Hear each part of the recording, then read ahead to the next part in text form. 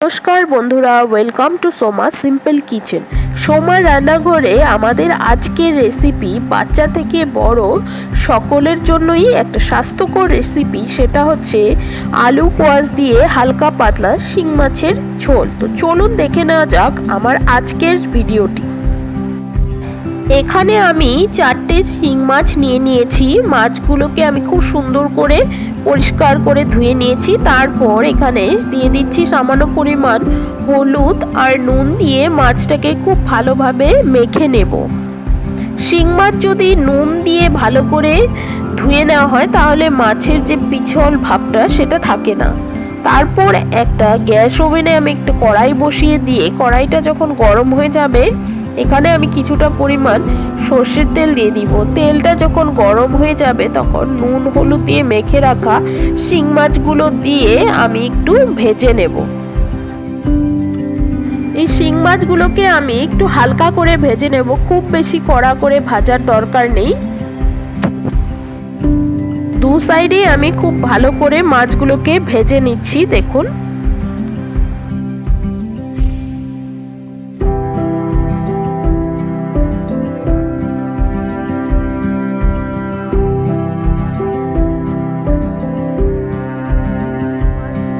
ভাজা হয়ে গেছে। তারপর মাছগুলোকে আমি একটা পাত্রে, তারপর সেই একই তেলে আমি একটা তেজপাতা আর কিছুটা পরিমাণ মেথি ফোড়ন দিয়ে নেব।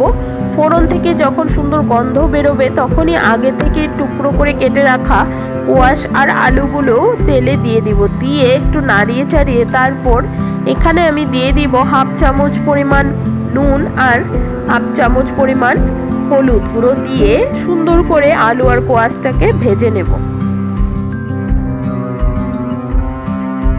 এই শিং মাছের ঝোলটা আমি খুবই সিম্পল ভাবে করছি না। আমি এখানে কোনো শুকনো মরিচের গুঁড়ো দিয়েছি না, খুব একটা তেল দিয়েছি, দিয়ে দিয়েছি একটা কাঁচা মরিচ দিয়ে আলু কোয়াশটাকে খুব ভালোভাবে ভেজে নিচ্ছি।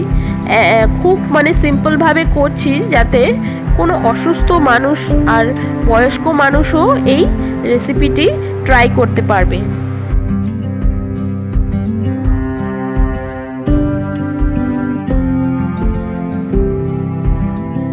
আলু কোয়াশগুলো আমার খুব ভালোভাবে ভাজা হয়ে গেছে। তারপর আমি এখানে দিয়ে দিচ্ছি সামান্য পরিমাণ জল দিয়ে আবারও নাড়িয়ে চাড়িয়ে আলু কোয়াশটা যাতে খুব সুন্দরভাবে সেদ্ধ হয়ে যায় একটা ঢাকা দিয়ে দিব। আর দিয়ে দিচ্ছি ভেজে রাখা মাছগুলো দিয়ে একটা ঢাকা লাগিয়ে দিচ্ছি।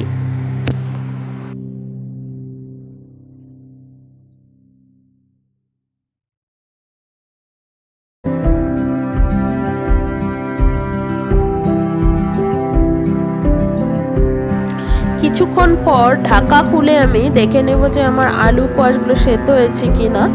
দেখুন বন্ধুরা, আমার আলু কোয়াশটা আর একটু সময় সেদ্ধ হলে ভালো হবে, তাই আমি আবারও ঢাকা লাগিয়ে সেদ্ধ করে নিলাম। আর ঝোলটাও খুব সুন্দর করে ফুটে উঠেছে। দেখুন বন্ধুরা, তো আমার আজকের রেসিপিটি যদি আপনাদের ভালো লেগে থাকে প্লিজ লাইক শেয়ার কমেন্ট করবেন এবং নতুন বন্ধুরা আমার চ্যানেলটিকে সাবস্ক্রাইব করে আমার পাশে থাকবেন। ধন্যবাদ।